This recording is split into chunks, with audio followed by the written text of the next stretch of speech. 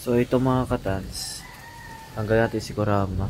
Medyo nabagyo pa pero papagupit tayo kay John Ray. So pupuntahan natin yung tropa natin. Papagupit tayo sa kanya. So dito muna tayo mga katans. Let's go. Ride safe.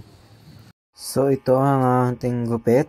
Yan. So sa ating mahabang buhok. Yan. Taper fade. Yan. Maraming salamat sa iyo bro. So yun, shoutout sa iyo John Ray. Salamat pare. Yan, so siya naggupit sa atin. So sa mga gusto magpagupit, punta lang kayo sa Robinson, Man Barber second floor.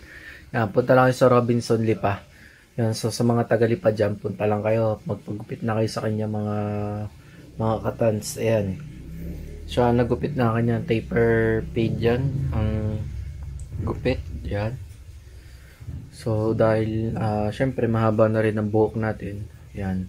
So salamat sa iyo pre. Yan, shoutout sa iyo. Yan.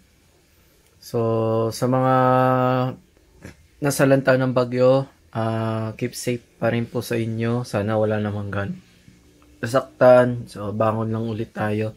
So, ingat palagi po kayo. So, mga nagra-rides, yan. So, mga nagmumotor, sa mga nagdadrive ng sasakyan, sa mga driver na nagdadrive ng malalaking truck, yan. So, ride safe po sa inyong lahat.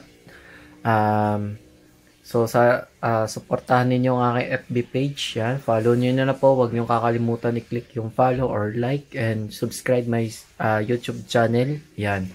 So ride safe everyone. Let's go. God bless.